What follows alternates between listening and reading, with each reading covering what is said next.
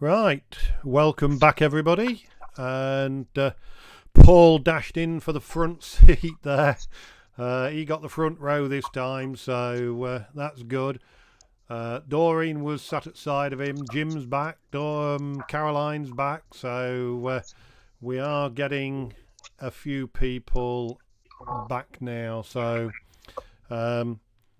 I've got the page of the website running at the moment because we're going to do one or two. There is pictures and bits and bobs to show you, but this second half is a bit of a bits of this, that and the other. So I'm just letting this roll on our home page of the website for a start.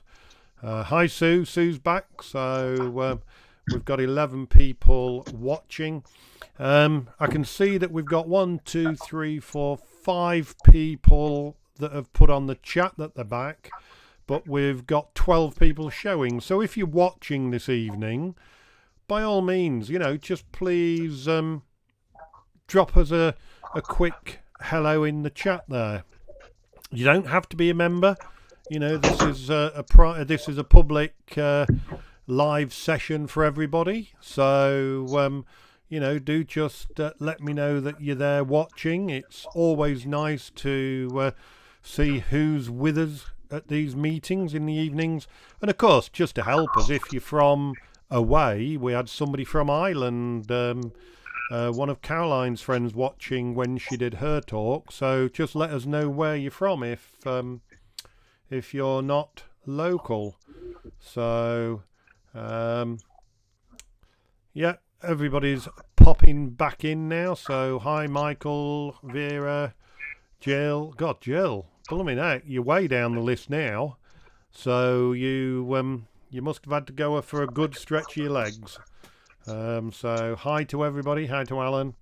As I've just said, I've got the home page of the website showing because we're just going to show you a few new bits on there, and you'll be able to see what we do and how we're going to do it, and if by any means or anything you feel that it would be better to change something, then don't be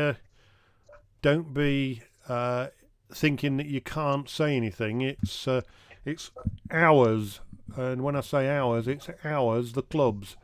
So consequently, drop us a line. Let us know what you'd like adding or changing or taking away. So yeah, we're coming up to a couple of minutes now, so I'll just wait for the last few. We're up to 16, so we must be nearly there. I'm just looking at the comments. Ray's back, Peter's back. So as I say, we're nearly up to numbers. What have we got on the chat there? We've got 1, 2, 3, 4, 5, 6, 7, 8, 9, 10, 11, 12, 13. We've got 13 now. We've got 18 watching. So, as I say, drop us a note in the chat and let us know you're with us this evening. I've just seen a picture on the website from Kurt and Lindsay of the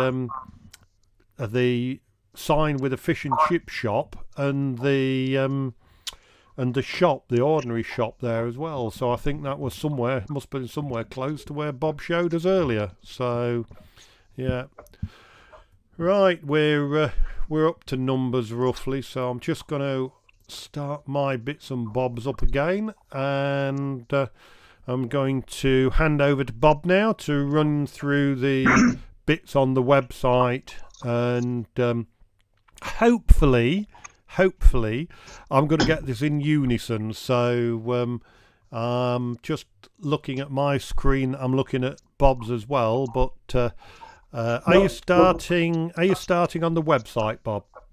Yes. Right. Good. Ignore my screen. Yep. Right. Welcome back, everyone. I've got recharged. We're on Timothy Taylor this evening. I thought I'd something light while I'm doing this. Very nice too. I just want to finish off on the postcard side. I hope you enjoyed them, and I hope it was of interest. And people do get fed up of me banging on about the website and this, that, and the other. But I just think it is important that we do take photographs and save them for the future. Now, if we had to run down any high street of any village or anywhere, it's not a great photograph. It's not a tremendous amount of skill required. But in 30 years' time or 50 years' time, people will be interested, as we are interested in the old cars, and they'll be looking at the cars and the way we dress nowadays. And I just think it's a good social thing, because we all take pictures when we go out for a day out of villages and here, there and everywhere. And what happens to them? They're stuck on the computer. Nobody ever sees them. You've forgotten you've even taken them within a year, and they're lost forever. And I just think it's good to keep them. And that is why we set up the towns and villages. And I would just like, if when you're having your drive out to the coast and you stop wherever, just take a few photographs of the village where you are. And we will put them onto the website. And hopefully one or two of you might be interested in what I'm doing with the old and new, and then you can perhaps have a go at that yourselves in the future, where you might have family photographs to in the house, from the 50s, 60s, 70s. It doesn't matter, because things have changed since then. It's just now and then, basically. So I hope I've sparked a little bit of interest in something for somebody, and I'd be dead chuffed if we can start the towns and villages again, because it has died a little bit of a death, apart from one very good contributor who will remain nameless. I will not embarrass her, but she does really well on that side of things. Right, what we're going to natter about now is we've started on the website what we're calling the reference library, or reference folder. Can I just stop you there, Bob? I'm just on the towns and villages page, and I've just pointed out to the members that you have set up a folder in there with the copy of the old postcards and photographs of Lincolnshire. Yeah, what I've done is I've put all those photographs that we've seen tonight onto the web page this tea time, and they're all there for you to have a look at. And there's the old and the new as well, and there's a folder for all photographs of interest. If you've got any, please contribute towards it. Just one thing on taking photographs of photographs. I sat here the other Saturday, and you only learn by your mistakes, and I certainly learned that day, much to my cost and a lot of swearing. I got the old tripod set up, and I borrowed one of Graham's where I could hang my camera upside down on it, and I thought I was doing well. And I got a system going, and I was shoveling them through, because there was about 76, was it, or whatever to do. And then I put them onto the screen, and every last one of them was out of focus. And I thought, what the hell's going on? And I sat here and sort of had a cup of brown tea and tried to work out what I was doing wrong. And I suddenly dawned on me, my camera was hung upside down. It was a 24 to 105 camera. And when just the sheer weight on the lens, and it was pulling it down a little bit and just knocking it out of focus. So if you're going to photograph them and you're upside down with your camera, you need a prime lens, I would suggest. That's my advice, or certainly what I found. Do not hang your camera upside down on a tripod if it's a zoom lens, because it does pull itself out a little bit, and every last one of them. So I had to start again, and you can imagine I was dead chuffed. That's that. But yes, they are all on the website under the towns and villages. If you want to have a look, and I'll be interested in what anybody has to say about them. Right, as I was saying, we're starting the reference folder off a library, because we all go out and we take photographs of birds, we take photographs of insects, trees, flowers, this, that, and t'other. And half the time, you come home and to me, it's part of the fun, is taking the photograph, is sort of trying to find out what they are and what you've taken. And we don't know everything at all, so you've got to look it up.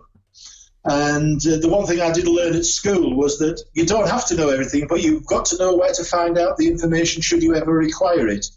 and the modern day is on the internet. And so I'm thinking, right, we'll set up a folder, and this year has not been the best year for doing it because of the lockdown.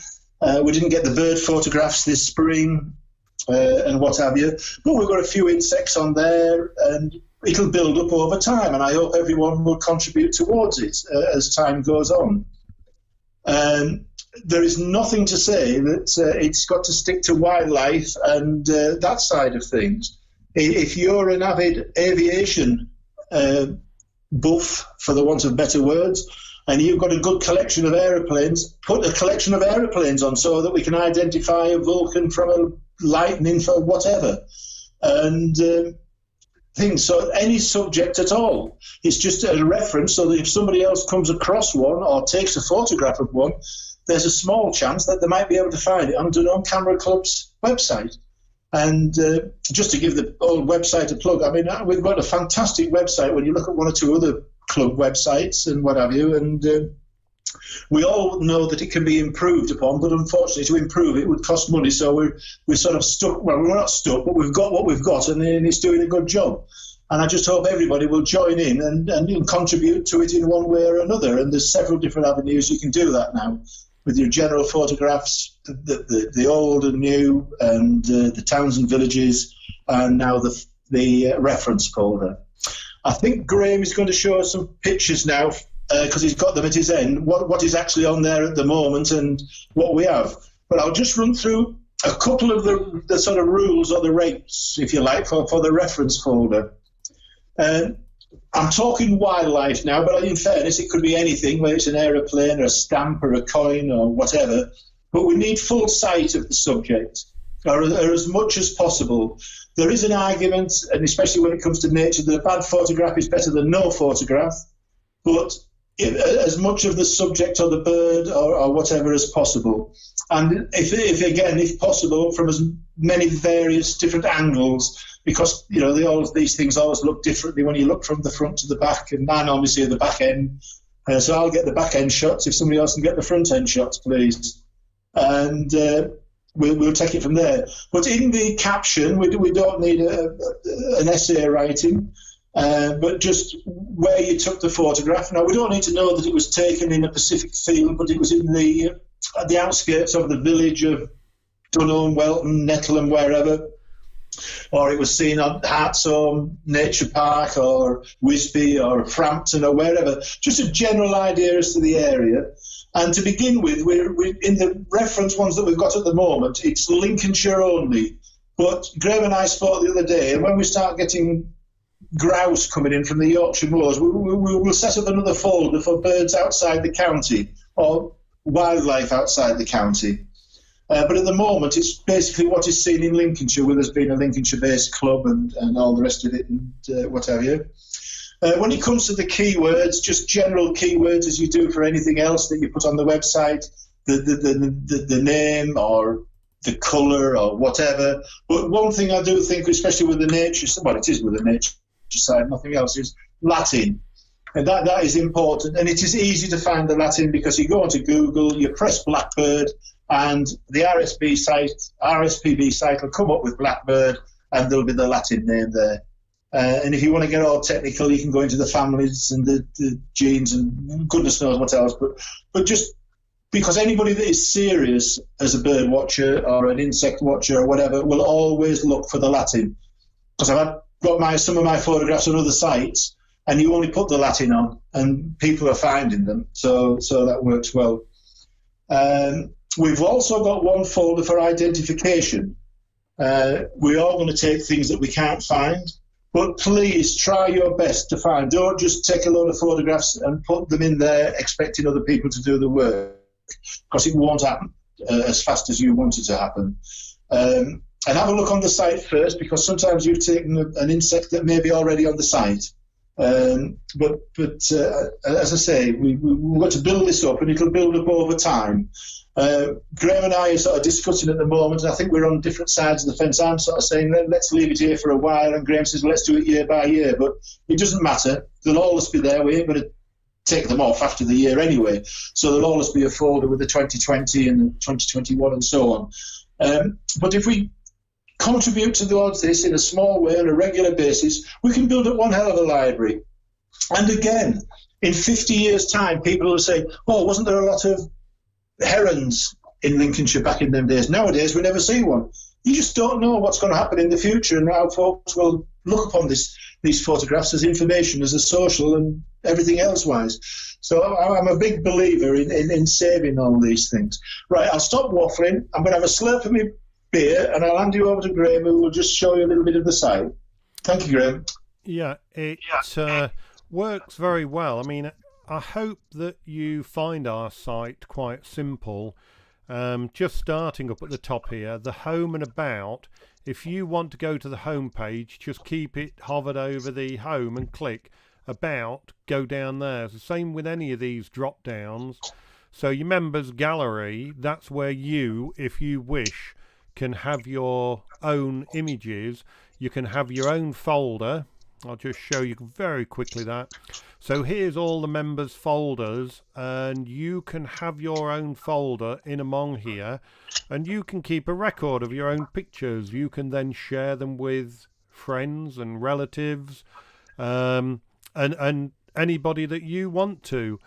If you're being very specific and you want to send a link abroad, all you've got to do is drop Bob a line and he'll give you a link so that you can directly send your link to a member of the family or whatever. If you want just your folder, and I'll just use Bob's here as an example, if you click on that folder, that has now taken you to all of the folders within Bob's own folder. There's a lot of photographs in there. But if you don't want to bother Bob, but you would like a link, all you've got to do is swipe up at the top here. Just go up to that blue area, right click, copy, and you've copied the link, and that will bring your friend, relative onto your page then. So, very simple way of doing it. Within the members gallery, you've also got the upload area for people like Vera, etc., who are fairly new members and just want to have a go at getting some of their images on the website. So all you got to do is go to members upload, have a read of this information. You can put full-size images on here. You don't have to reduce them. And it's a good way of keeping a record of your images, your favourite images. All you've got to do, first one is folder name. Where do you want the folder, where do you want it to go?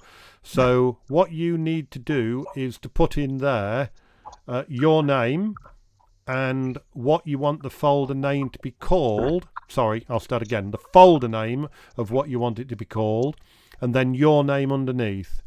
A short sentence to describe the image. So that would be, if it was a bird on a stick, then you could put a blackbird singing on a summer's day, because all of these things act as keywords as well. And just give a bit of a description about the bird and what it is, and at the end just put at Wisby Nature Reserve or wherever, and then your initials at the end.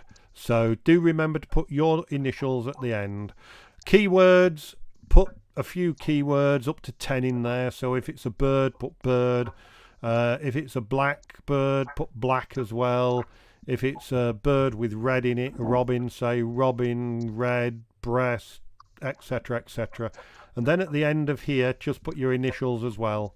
So everything's there to tell you what to do. If you come unstuck, just give Bob and myself a call or an email and we'll sort that out. Recent images. Now, recent images are a folder through the years of images that you send in.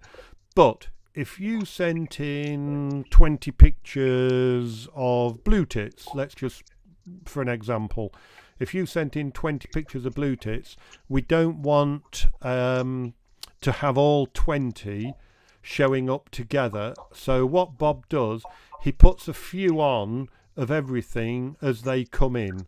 So you might not see every picture in here, but if you click on any of these, they will come up into a big picture. So, and then once you're up here, you can just click it sideways and go to them, or just go back onto the original pictures and just click the ones you want to see or whatever.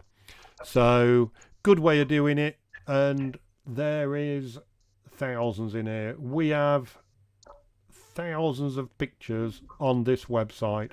There is, I would say, there is very few clubs that have as many images on a website as we have here for the general public. It has done us amazing things to get members and people to comment on them. Then we've got Bob's reference area that he's just told you about, and we've shown you. We've got information about the day group and the evening group, which of course these are only just beginning to get going again. And if you want to contact us and you don't know our address, if you just use the contact form here, and that'll come through to me, and I can direct it to whichever member of the committee needs to give you an answer. In all places, I've got lots of contact little words here so that you can just click on that and it'll take you straight to the contact form. So very quick and easy explanation there, but you know, it's a very powerful tool for you to use and to get your own images seen. And I must admit, we have an amazing amount of images in the members area here. It is an absolutely superb place to see your images. I'm just going to have a look at one or two of these notes that have been popping up. Paul was first. Is there any way of doing a bulk upload rather than single images? Yep, drop them all in and shove them into one. If you just want to explain that, Bob. If you're doing a subject, was that Paul? Sorry. Yes, it was. Yeah. If you're doing a subject, Paul, just shall we say an aeroplane or one item, you can give it the title, and there'll be numbered 1, 2, 3, 4, 5, 6 of aeroplane or guitar or car or whatever it happens to be. And as you go down it, you then use all the same keywords for that subject and the same caption. And then when you get to the bottom where it says upload the photograph, just select 6 or 8 photographs. I have people that send it.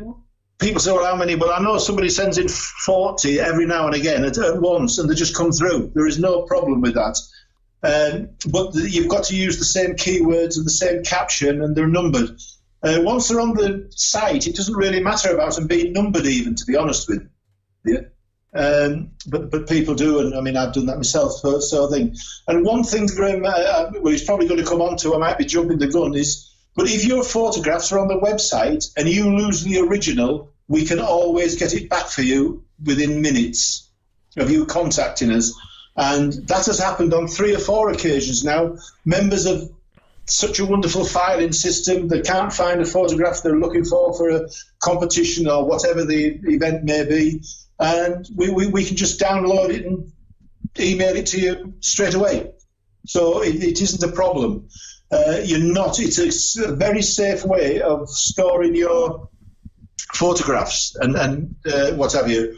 So please use the site, because if you want to sort of start paying for keeping 10,000 photographs or 3,000, which we all have got on different discs and memory cards and this, that, and the other, and they're also easily lost, or could be easily lost. Whereas on here, once they're on here, they're not going to be lost. They're there, and we can always retrieve them for you. That's sorry, Graham. Yep. You go. Now, just to show you, Paul, there's where you'll slot in, mate. Get them sent in, and you'll be in between Neil and Peter Curry. So that's where you'll drop in there. Just as an aside, your images are as safe as we can make them, because the website has what they call right-click disable. So if you right-click to copy anything, it won't copy. It doesn't work. So I'm right-clicking on this picture now, and it doesn't do anything. It just points to it. when you open it, it goes into these. Now, none of these thumbnails have watermarks on them, but once we get into the images any bigger than the thumbnail, it has this big watermark to protect your images. So these are all over, and once again, they come up bigger when it's a bigger picture.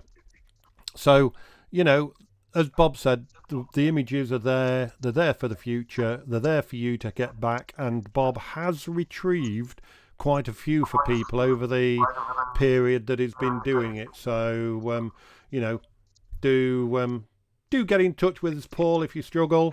What else is there? Graham explained that. Yeah, all sorted. So, is there anything else you want to say on to that, Bob? Well, Paul, if you've got any queries, Paul, just give me a ring one night and we can have an answer on the phone. That's sometimes easier to do as well when you're actually doing it as well. So I've done that with several members, is for the first few times that they download or upload, should I say, is just give me a call and we'll do it together. And it ain't a problem to me, and especially when the darker nights get here. So, you know, just give me a call. My number's kicking about somewhere.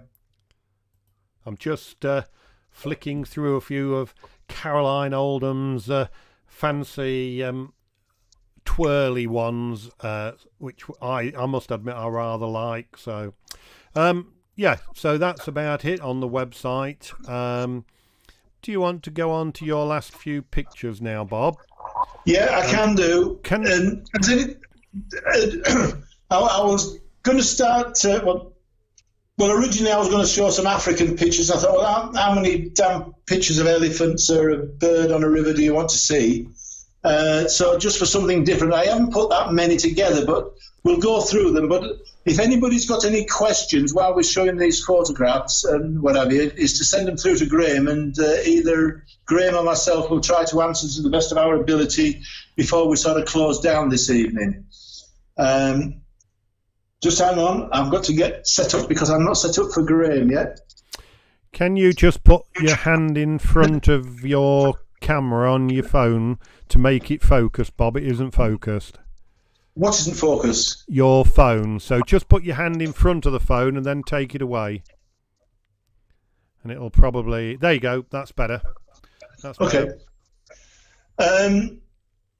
So if you've got any questions on what we've done tonight, and you're interested in having a go, please give us a shout, and I will sort of try to help wherever we can, and we'll take things from there. And I'm going to rummage around your cupboards and old photograph albums and see if there's anything that's worth saving for the future, because as you know, with old photographs, they often fade as time goes on. And I had some buttes in an old album, and it was that horrible plastic, and it was stuck to the bloody picture. We nearly ruined the pictures just getting them out of the album. But anyway, right, we're going to show just a few general photographs of nothing of any great note. It's just a few days I spent in Iceland and a few days in Pharaoh. I think there's about 30 or 40 photographs here, not many at all, but I'll try to explain what they are as we go along. But please ask any questions, because we'll stop. That's more important that we answer your questions than look at my photos. Right, the first one I believe you're looking at the moment is in northern Iceland, and Jim will tell you all about this because I do know he's been there, and he will be telling me off for my pronunciation, but it's Akureyri, the town, and that's the best I'm going to get, so that's it. And this church just dominates the town. It's on the top of the hill that overlooks the town. There were some steps that run out the door down the hill, and I was staying in a hotel literally at the bottom of the hill, at the bottom of the steps. But it was quite a thing. The interesting thing about this particular church, it's made up of little bits from all over the world, because in the war, and the bit that came from England was the windows. And the windows from Coventry Cathedral were sent to this town for safekeeping in the Second World War. Then, of course, poor old Coventry Cathedral got bombed to the floor, so they said, oh, we'll keep them, and they built a new one. So the windows were actually the old Coventry Cathedral windows. But there's bits from Italy, from churches, and bits from all over from different churches. Apparently, they treated Iceland as a safe place to save the bits and bobs from being bombed or damaged during the war. That is just a typical Icelandic church, and I am not going to pronounce it, but I will spell it out to you, and it's MOORUVALLAKLASUSTURSKIRKJA. Make of that what you will, but that's where it is. And that's the best I can do on that one. But it was a beautiful little place. It was near a farm, and it was a beautiful little church. And luckily the sun was shining, and it just lent itself to taking a couple of photographs to my sort of standard anyway. I was happy. And that was just outside the church. The unfortunate thing when I went to Iceland was it was snowing, and you can only take so many photographs of the snow, because no matter where you looked, it was snow and red roofs, and that's all you saw. It was a little bit boring on that side of it, but a beautiful, beautiful place to go to. And I don't know whether I've done the area just to justify the area on photograph, because it was actually stunning when you were there. And that was inside that little church, and it is used regular. And I just said to the guy who drove us there, we booked this little coach trip on a minibus, and when we got there was only 3 of us on it. It was brilliant, and this guy was really good. He said, I know the guy who keeps the key. He knows everybody. He knew the policeman who stopped an accident, and he's advising him what to do with it. Just because they're all, since a few of them, they just know everybody or related to them. And he went and got the keys, and he said, we don't normally do this, and he took us in this church. It was beautiful in there, absolutely gorgeous. Again, that was just at the opposite side of the road to the church. I obviously didn't take very good photographs, so I turned a few of them into black and white. That's my excuse. That was my attempt. That was my attempt at minimism. And I keep threatening to put it into a competition, but I haven't done so far. It's probably too old now anyway. So it'll never see the light of day, that one. That was a black sand beach, dog walkers with the mountains in the background. And by God, it was cold. Yes. That's the same beach, just looking the other way. Beautiful place, though. Absolutely. If you ever get a chance to go there, the opportunity arises, it is well worth it. But I would like to go back, if at all possible, if we ever start travelling again. I would love to go back in the summer, because, like I say, all I ever saw was snow. You know, that's about as much green grass as we saw for the week I was there. That fjord is at the north of the island, and as you go out of that fjord, the next land is the Arctic Circle. And this particular, the headland up here, we did actually drive up to that, and the headland was 25 miles from within the Arctic Circle. So I guess we were 30 miles from the Arctic Circle. And, absolutely brilliant. We didn't see any whales or anything when we were there. There was people going out on boats, but it cost an absolute fortune. And this guy had said, there's not many about at the moment, so I didn't waste my money. And I was hoping to see one from land, but we didn't. That is just a typical village. That is probably the most northerly village in Iceland where we were. And that was about sort of 4 miles from the headland, because after you pass the village, there's nothing but a rocky road, really. And that was just a typical village under the mountains. Not many houses, but they've all got their little church. That's what they called it, a Tabletop Mountain. There's 2 types of mountains there. You've got the tabletop and the pointy ones. And that was typical landscape of Iceland. I was lucky with the weather. There was one night we went out to see the Northern Lights, and it blew a hoolie in a storm. That's sod's law, wasn't it? But during the day, we did get plenty of sunshine. And that's just black and white. There was a photograph I should have put on here. It was of a white bird. We nearly tripped over it. You couldn't see it. So well camouflaged. A wild one. That's the geysers. Just around the corner from the hot springs, where you can go and bathe. You stick your head over this wall, and it's like -8. and you're in this beautiful water that is basically too hot in some places. When it actually comes into the pools and you stand on that, it was too hot. It was, well, for me it was. I like a cooler bath shower. That is Godafoss. Quite a big waterfall, as you can see, and it was fairly well iced up. Not the best photograph in the world, but it reminds me of where I've been. That's all it was for. Same roundabout, same thing, and that's from the top end. Actually, I put that one into a competition. The judge actually liked that one, but he still only gave it 18. But he liked it, so that was a result for me. And this is the Pharaohs. And if I want, on top of my bucket list is to go back to the Pharaohs and have a week, 10 days photography, because the bird life, the wildlife, and the countryside is just absolutely stunning. And unfortunately, I went there on a cruise, and of course, you've got 4 hours on a bus, so you don't get the choice of your locations or where you're going to stop or anything. In fairness, it was a great trip. I'm complaining as a photographer, if you like, but this particular photograph was taken from the boat as we were coming into the Faroe. And the roads are always fairly high, and you look down on all the villages, and that's about the size of every village in Faroe. They're not very big at all. I think they're all fishing villages, whaling villages, but they're beautiful, absolutely stunning place. Just to bore you to death, I once tried to get a job on Faroe in the 1970s when I was in the RAF, and I failed miserably, and they sent me to Germany for 4 years instead with missiles. But I think I would have preferred to go to the listening station in Faroe, as it was then. We had a big listening station there in the Cold War. That is just a typical scene. That was from the car park where we were parked up. We're just looking across the fields, and the bird song was absolutely tremendous. Oh, there was birds everywhere.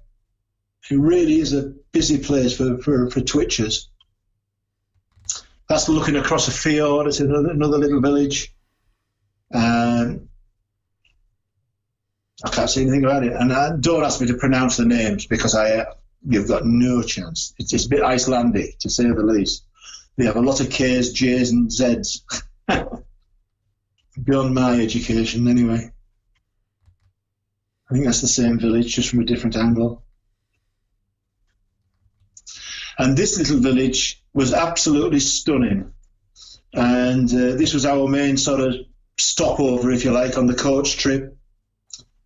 And this was the only village we actually went down into, but I got the impression that they're all the same. But this was, it was spotless. And the meadows were all full of these flowers and buttercups and goodness knows what other flowers. The bird song was tremendous. You looked out over the sea. There was a lot of seagulls and bits and bobs. And I'm just doing them out of order. Hang on. You see the little ravine that's coming in from the houses, and when you walk down to it, that was it. And that is where they used to land their fish. And it's their sheltered harbour, if you like, a naturally sheltered harbour. And the fish were brought into here, and they used to offload it because, as you can see, it's all concreted around there. I don't think it's used commercially nowadays, but fish is still a big industry on the island. And the boats came into there, and I mean, they dragged boats up there to get them out of the water, as a guess. But they had this little railway, and they had horses at the top pulling the trucks up with all the fish in. They weren't that daft. They weren't going to carry them up in baskets like we do at Whitby. They had a little railway system, and the horses and ponies pulled them up, apparently. Absolutely brilliant. And I spent 10 minutes down there because there was a little wren. It was quite tame, but would it sit where I wanted it? No, it wouldn't. Killing a bit of time one afternoon.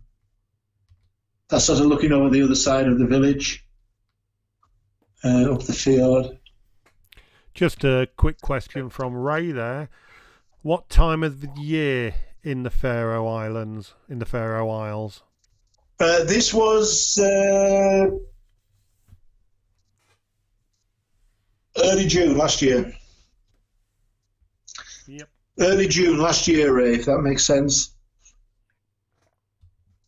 Has he got that? Oh, Yeah, you won't know.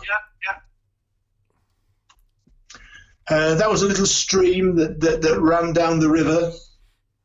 That ran down through the village, and the kids had a little raft. The local kids had a little raft, and they were playing on it. And as you would if you had a chance, I would have gone on it. It was lovely. Apart, the water did look cold, even when we were there.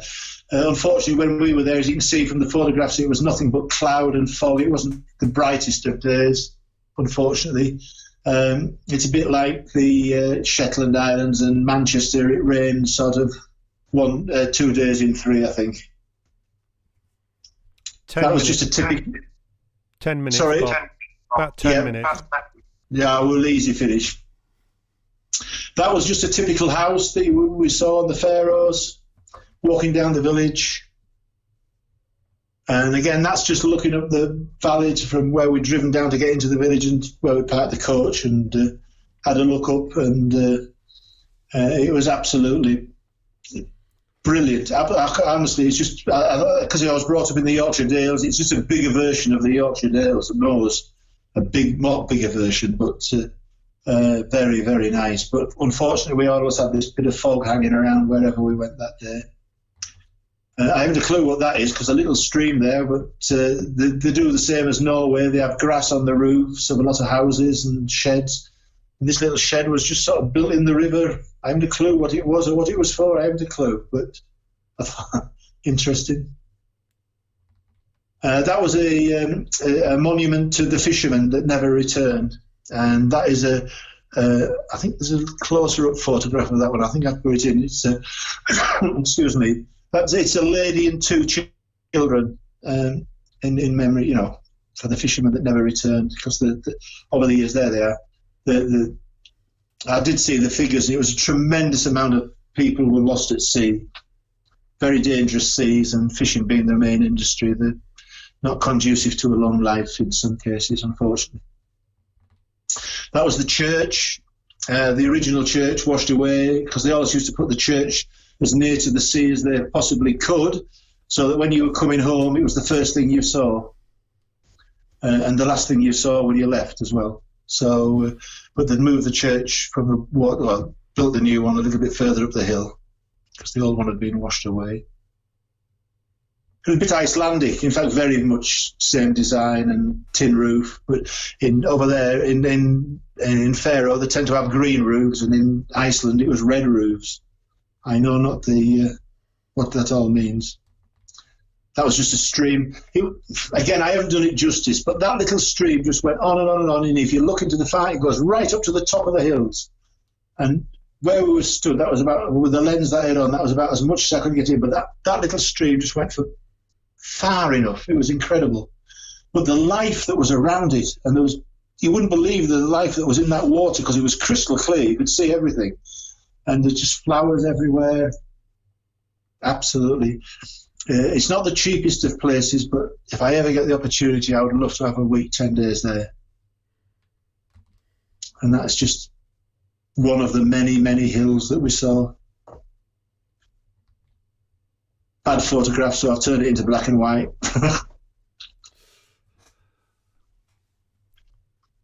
That was just a road on halfway up the hillside. Pulled into this lay-by. There was nothing much to see but fog, and you could just about see a village in the bottom. And so why we stopped there, I don't know, but that was the view we had. And that is the capital of the Pharaohs. There's 100 and... I could be totally wrong here, and somebody's going to correct me, but if my memory serves me right, the island, there's a population of about 150,000. They are self-ruling, but they come under Denmark, because the guy that I'm buying my queens off this year, he actually goes to Faroe on business, because I've said to him, if I come to Copenhagen one day, or Rhineland, not Rhineland, Ringsted, where you live, any chance of coming to Faroe with you? And he says, yeah, so that might be a possibility, actually, because he's got friends there where we could stay. So I'm going to. He's coming over to Hull in a fortnight's time. This guy on the ferry, so I shall be pumping for a trip to Pharaoh with him at some point in the future. Hopefully. And that was off the back of the boat as we were leaving. Just looking back on Pharaoh. The light, again, I haven't done it justice, but the light was brilliant. You got sunshine, you got mist, you got dark, you got everything. It was just really nice. But I tried. Probably didn't have the round lens on, I don't know. But I never should. What would the judge say? Chop some of the sea off at the front. I'm not saying a word.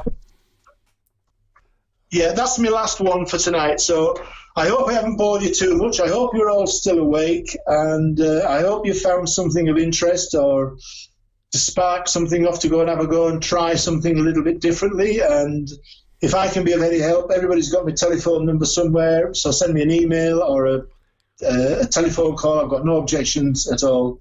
And hopefully one day, I don't know whether I can get there on Monday at the moment because I've got a bit of work on.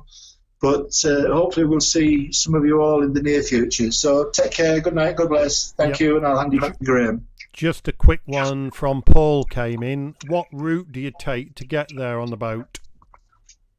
Pharaoh? Yeah. Just keep up past Scotland and keep going. That's one way of explaining it. Well, it is. It's just north of Scotland. We went when I went there. I went from the Shetland Islands and went across the sea from the Shetland Islands. Yeah. Where did you leave from? Do you say? Originally, yeah, left from Newcastle. All right. Yep. Yeah. Well, thank you very much. The Icelandic crew wasn't a cruise. That was a holiday staying in Iceland. All right. It was Pharaoh that I saw on the cruise. Yeah. Thank you very much, Bob.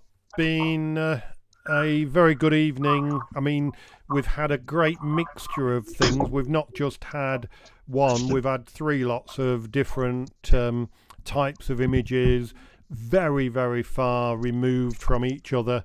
So thanks very much for putting all that together for us, Bob. Very much appreciated.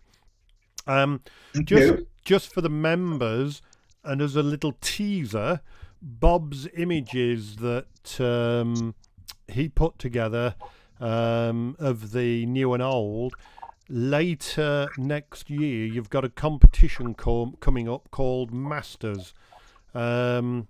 Great Masters, I think it is, or something like that. And what it'll be all about is taking an old picture and doing your modern version of it. So there's a little teaser for you for next year. We will be announcing the competition shortly. It'll be after all of the competitions have finished, so it'll be sort of late October time. But I'm sure that Bob's looking at all of the comments that and the thanks that you're sending in. So he's got his tablet on there so he can see the chat. So thank you very much, Bob. Thank you very much, everybody, for sticking with us. And we'll close for now and say see you all next week. Take care. Bye.